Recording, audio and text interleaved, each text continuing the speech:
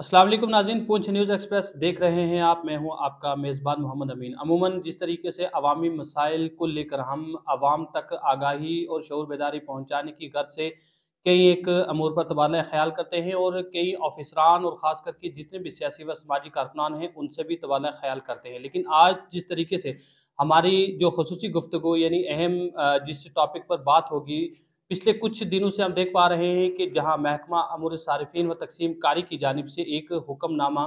जारी किया गया है, जिसके तहत अवाम को उनके राशन कार्ड की KYC करवानी अशद ज़रूरी और लाजमी है। इसी को मद्देनज़र रखते हुए हमने देखा कि काफ़ी मकामात से हमें जो फ़ोन कॉल भी रिसीव हुई, काफ़ी लोगों ने भी हमसे बात की और उनका ये कहना था कि अब ये क्या नया नया सिलसिला शुरू हुआ है कि अवाम को गुमराह किया जा रहा है, क्या ये हकीकी मायनों में सही है? तो उसके लिए हमने हालाँकि मुतल्लिका महकमा से बात करके जो है अवाम तक ये बात पहुँचाई कि KYC करवाना जो है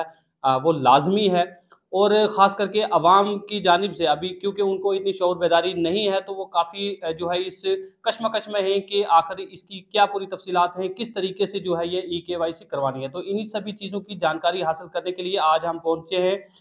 महकमा अमूर सारिफिन व तकसीम कारी के असिस्टेंट डायरेक्टर वहीद अहमद से जानने की कोशिश करेंगे कि ये KYC क्या है और किस तरीके से आवाम को ये करवानी है और वो लोग जो अभी इससे नावाकिफ़ हैं, शऊर बेदारी उन्हें नहीं है, वो डर रहे हैं कि पता नहीं क्या एक नया ये सिलसिला शुरू किया गया है जिससे आवाम के शायद राशन कार्ड काट जाएँगे। तो इसकी पूरी तफ़सीलात क्या हैं, इन्हीं से जानने की कोशिश करेंगे और आवाम तक जो है इनके ख़ुसूसी पैगामात पहुँचाने की आज हम कोशिश करेंगे। जी, एडी साहब सबसे पहले हम आपका बहुत-बहुत शुक्रिया करते हैं। जी, जी। अमीन साहब बहुत शुक्रिया आपने जी। जो मौका दिया हमें यहाँ लोगों तक बात पहुँचाने के लिए। देखें, जो आपने बात की कि ई-केवाईसी ये गवर्नमेंट ऑफ इंडिया का इनिशिएटिव है और ये पूरी इंडिया में हो रहा है इस टाइम पैन इंडिया। उसी बेसिस पे जो हम जम्मू कश्मीर में भी हम जो है पूरी जो 20 की 20 डिस्ट्रिक्ट्स हैं, वहाँ पे कर रहे हैं। उसी के मद्देनज़र रखते-रखते हायर अथॉरिटीज़ ने हमें डायरेक्शंस दी कि आप जो है पुंछ में भी ये करें। ई-केवाईसी का बेसिक मसला ये है कि नो योर कस्टमर। इसमें ये है कि जितनी भी आपकी डिटेल्स हैं, क्रेडेंशियल्स हैं, राशन कार्ड के जितने बेनिफिशियरीज़ हैं, उनको फेयर प्राइस शॉप्स पे जाना है, जिसको हम यहाँ लोकल लैंग्वेज में डिपू बोलते हैं कि डिपू से राशन लेना है। आपको उसी पे जाना है, वहाँ पे अपना जो है जितने मेंबर्स जो है राशन कार्ड पे, वो जो जितने मेंबर्स राशन कार्ड पे जिन-जिन का नाम है, उनको सबको अपना जो है बायोमेट्रिक्स वहाँ देना है, मीन्स थंब थंब इम्प्रेशन देना है, वहाँ पे लगाना है। दूसरा ये है, इसका मेन मकसद ये है कि हमें ये पता चले कि जो फेक बेनिफिशियरीज़ हैं वो रिमूव हो सकें। दूसरा ये है किसी का एडिशन, डिलीशन का या करेक्शंस जो हैं, करेक्शंस जो राशन कार्ड में मेन मकसद जो है करेक्शंस जो आधार पे जैसी आपकी डिटेल्स हैं वैसे ही सेम की सेम जो है, उस पे जो है राशन कार्ड में भी अपडेट हो जाएँ। दूसरा कुछ लोगों की डेथ हो गई है,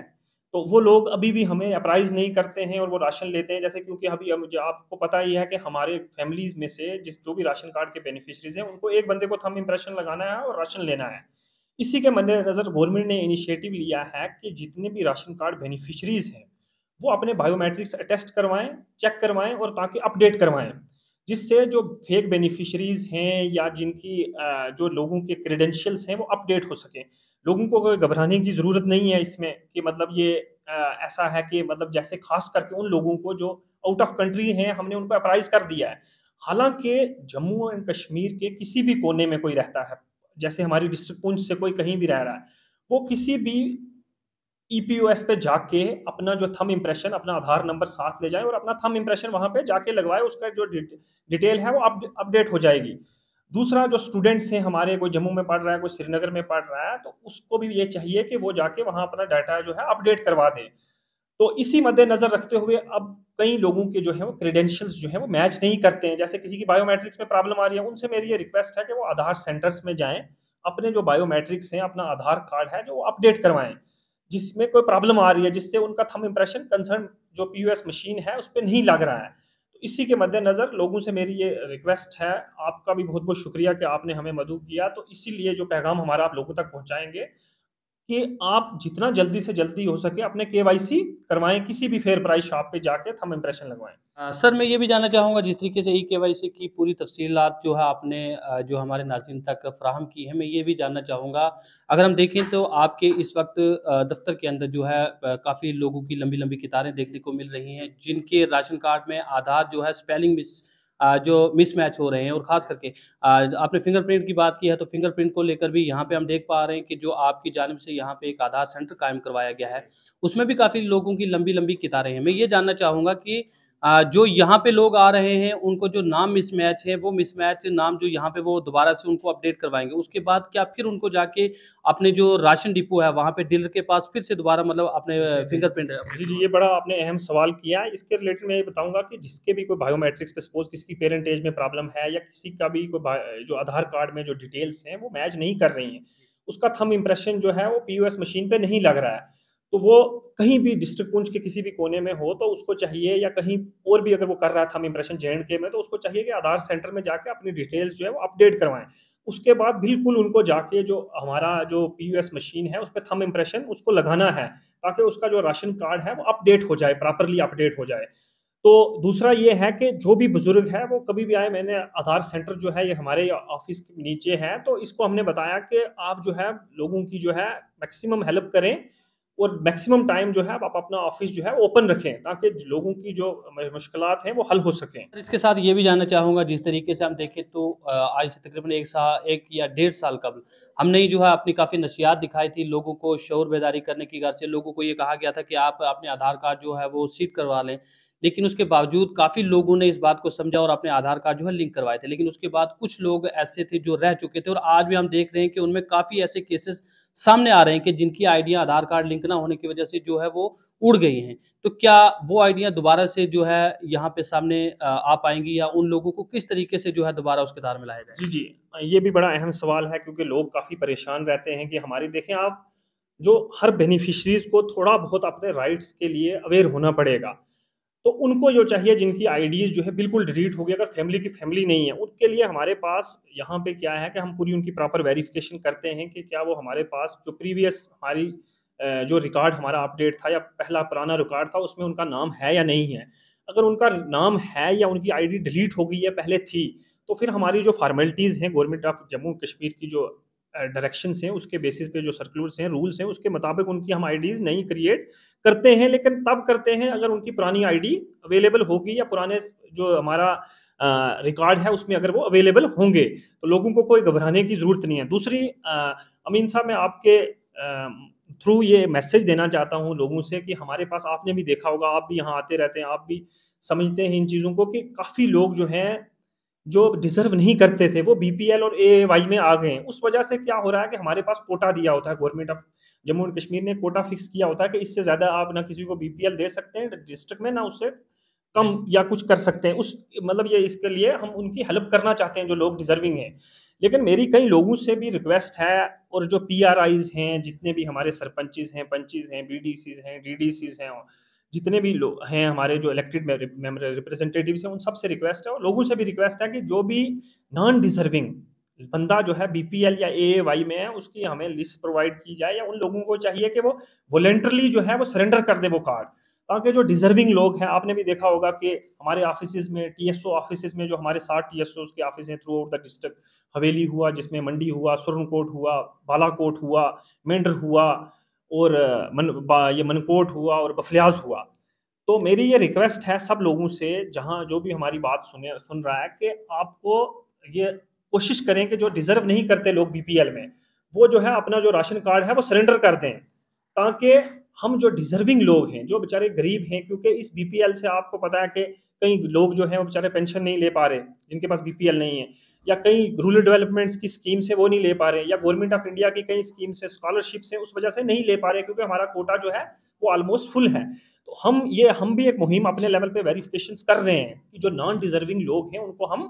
बाहर निकालें, और जो डिज़र्विंग लोग हैं उनको जो government of India key benefits हैं वो हम उन तक पहुँचाएँ।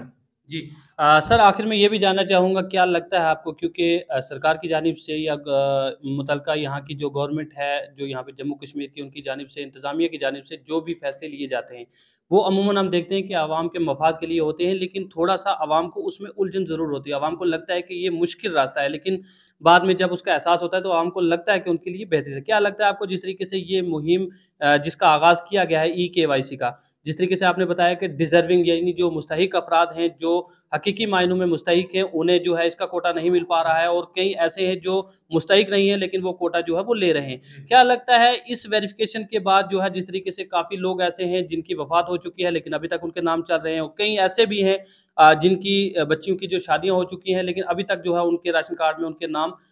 यहाँ भी चल रहे हैं और जहाँ पे शादी हो चुकी है वहाँ भी चल रहे हैं। कितना जो है इससे जो है वो सच सामने आएगा, और कितने लोगों, गरीब गुरबा लोगों को इसका मफाद है? जी, जी, अमीन साहब, आपका ये बड़ा अच्छा सवाल है। मैं आपको बताऊँ कि जो भी गवर्नमेंट्स की पॉलिसीज़ होती हैं, स्कीम्स होती हैं, वो लोगों के बेनिफिट्स के लिए होती हैं। शॉर्टर ड्यूरेशन में अगर उनको कोई प्रॉब्लम आती है, तो वो उनके लॉन्ग टर्म के लिए बेनिफिट होता है। जैसे मैं आपको बताऊँ कि अभी हम ई-केवाईसी इनका अपडेट कर रहे हैं, डिटेल्स। आपने देखा होगा कि कई लोग जो हैं टीएसओज़ के ऑफ़िस में चलते फिरते रहते हैं, मतलब घूमते आते हैं, रोज़ डेली बेसिस पे आते हैं कि आप हमारी आधार की करेक्शंस कर दें, या आप हमारे राशन कार्ड में करेक्शन कर दें, हमारा नाम आधार में कुछ है और राशन कार्ड में कुछ है।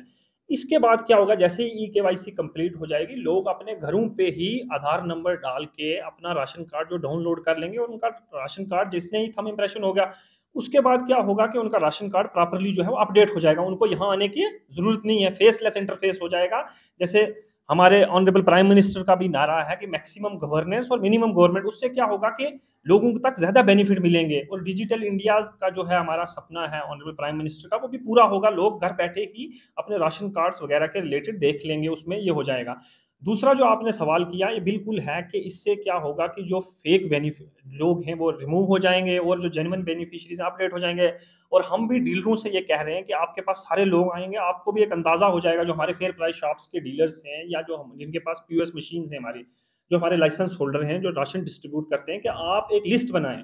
कि जो लोग नॉन डिजर्विंग हैं, जो बेनिफिशरीज नहीं, जो डिजर्व नहीं करते गवर्नमेंट ऑफ इंडिया के बेनिफिट, खास करके बीपीएल और एएवाई के अंडर, उनकी आप हमें लिस्ट दें, ताकि हम उनकी जो कैटेगरी है वो पीएचएच से एनपीएचएच करें। क्योंकि जो अब है बीपीएल को पीएचएच कहा जाता है, प्रायोरिटी हाउस होल्ड, और जो एपीएल है उसको कहा जाता है नॉन प्रायोरिटी हाउस होल्ड, ताकि हम उनकी प्रायोरिटी हाउस होल्ड से नॉन प्रायोरिटी हाउस होल्ड करें। और जो डिजर्विंग मुस्तहिक गरीब लोग हैं, जो सही मायने में डिजर्व करते हैं गवर्नमेंट ऑफ इंडिया, देखें आप इस टाइम ऑनरेबल प्राइम मिनिस्टर ने ये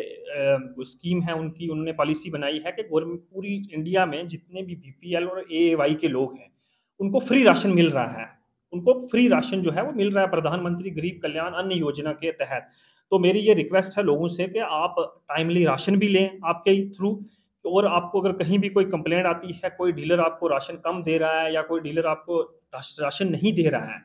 और आप हमारे तक वो पहुँचाएँ, आपके थ्रू पहुँचाएँ, हमारे ऑफ़िस में आएँ कभी, तो हम उनके अगेंस्ट भी स्ट्रिक्ट से स्ट्रिक्ट एक्शन लेंगे, जो भी अंडर नॉर्म्स होगा, रूल्स होगा। तो दूसरा मेरी से लोगों से आपके थ्रू एक बार फिर रिक्वेस्ट है कि आप जितना जल्दी हो सके अपना ई-केवाईसी जो है वो कंप्लीट करें। ये आपके बेनिफिट के लिए है, और आपके ही फ्यूचर में आपको ही इसका बेनिफिट मिलेगा। जी, जी। जी, जी। सर, बहुत ही अच्छे अंदाज़ में आपने अवाम तक जो है ये ख़ुसूसी पैगामात दिए हैं। उम्मीद रखूँगा कि अवाम जो है इनसे काफ़ी शऊर बेदार होगी, और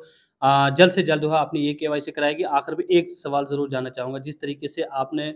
बताया कि पीएचएच और उसी के साथ-साथ एएवाई, यानी कि गरीब-गुरबा अफ़राद जो गरीब-गुरबा की फ़हरिस्त में हैं, और अगर देखा जाए तो कई ऐसे अफ़राद हैं जो अभी तक इस फ़हरिस्त से महरूम हैं, हालाँकि वो उसके मुस्तहिक हैं। मैं ये भी जानना चाहूँगा, आज जिस तरीके से डिजिटल इंडिया का दौर है, अगर देखा जाए तो हर इंसान, चाहे वो गरीब हो, चाहे अमीर हो, मोबाइल जो है उसकी ज़रूरियात बन चुकी है। तो किस तरीके से जो है ये इसकी छान-बीन की जाएगी? किस तरीके से ये पता चल पाएगा कि सही मायनों में पीएचएच और एएवाई का मुस्तहिक कौन है?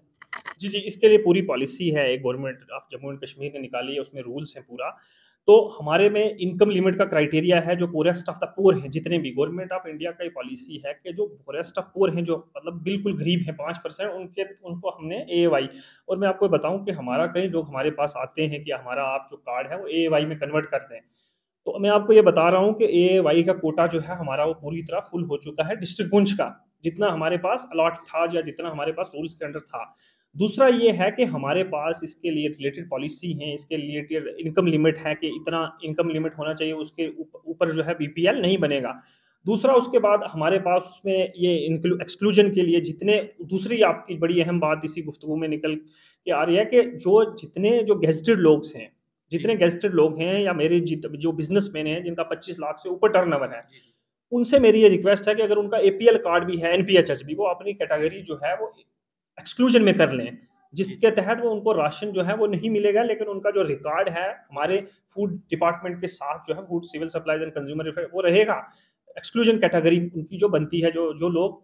जिनकी हायर इनकम ग्रुप्स में आते हैं। तो इस बेसिस पे जो है हम कोशिश कर रहे हैं, जितनी हमारी जो मतलब हमने 2-3 बार मीटिंग्स भी की इसी मसले पे, और बड़ा वार फुटिंग पे हम ये काम कर रहे हैं कि जो गरीब है, जिसको बेनिफिट मिलना चाहिए, उसको ये बेनिफिट ज़रूर हम कोशिश करेंगे अपनी तरफ से कि मैक्सिमम जो डिज़र्विंग लोग हैं, जो इस चीज़ को डिज़र्व करते हैं, जो राशन का बेनिफिट गवर्नमेंट ऑफ इंडिया की बहुत बड़ी स्कीम है, सब्सिडाइज़्ड राशन जो दे रही है गवर्नमेंट ऑफ इंडिया, तो हम उनको टाइमली डिस्ट्रीब्यूट भी करें और उसके साथ-साथ जो है वो डिज़र्विंग हैं, उनको भी डिस्ट्रीब्यूट करें। आपका भी बहुत-बहुत शुक्रिया अमीन साहब, आप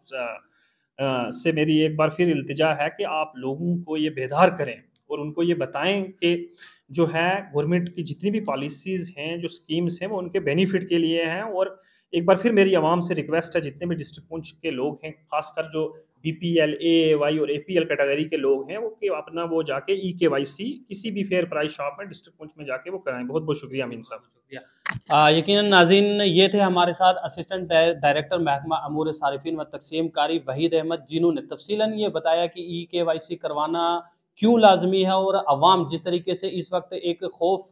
के माहौल में अपनी जो है ज़िंदगी बसर कर रही है और अवाम को लग रहा है कि अब उनके राशन कार्ड बंद हो जाएंगे या उनका राशन बंद हो जाएगा या कोई ऐसी आफत उनके सर पे आन पड़ी है कि जिसकी वजह से अब उन्हें दिन ब दिन जो है परेशानी में मुब्तला किया जा रहा है। तो मैं आपको ये बता दूं, जिस तरीके से असिस्टेंट डायरेक्टर साहब ने पूरी तफसीलात फराहम की हैं कि इस ई-केवाईसी का क्या मतलब है, किस तरीके से ये होगी और ख़ास करके आने वाले वक्त में अवाम को इसका कितना बड़ा मफाद हासिल होगा। यकीनन इसमें कोई दो राय नहीं है कि आज भी हमारे कई ऐसे भाई हैं और कई ऐसे बुजुर्ग हैं और कई ऐसे नौजवान हैं जिनके नाम अभी तक राशन कार्ड में इंटर नहीं हुए हैं और कई ऐसे हैं, हमारे बुजुर्गों की बात करें तो उनकी वफात हो चुकी है लेकिन उनके राशन कार्ड से नाम अभी तक जो है वो डिलीट नहीं करवाए हैं। और ख़ास करके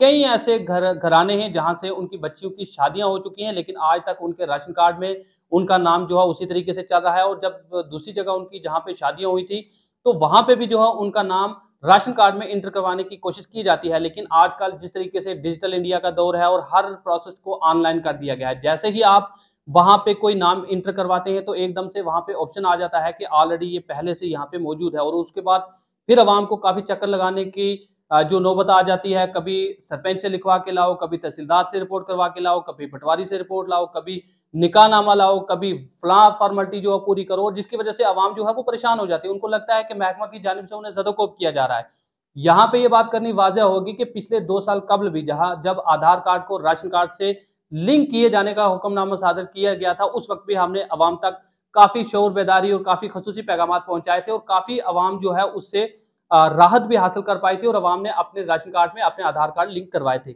लेकिन उसके बावजूद हमने देखा कि कई लोग ऐसे थे जो इस चीज़ से नावाकिफ़ रहे और आज उनकी आईडियाँ जो है बंद हो चुकी हैं। और जिस तरीके से एडी साहब ने बताया कि वो लोग भी महरूम नहीं हैं, क्योंकि उन लोगों के लिए भी महकमा हर वक्त जो है मुतहर्रिक है और उन लोगों के लिए भी आसानियां पैदा करने की गर्ज से यहाँ पे उनकी पुरानी आइडिया देखी जा रही हैं और पुराना रिकॉर्ड जो भी गवर्नमेंट की फॉर्मेलिटीज यानी जो भी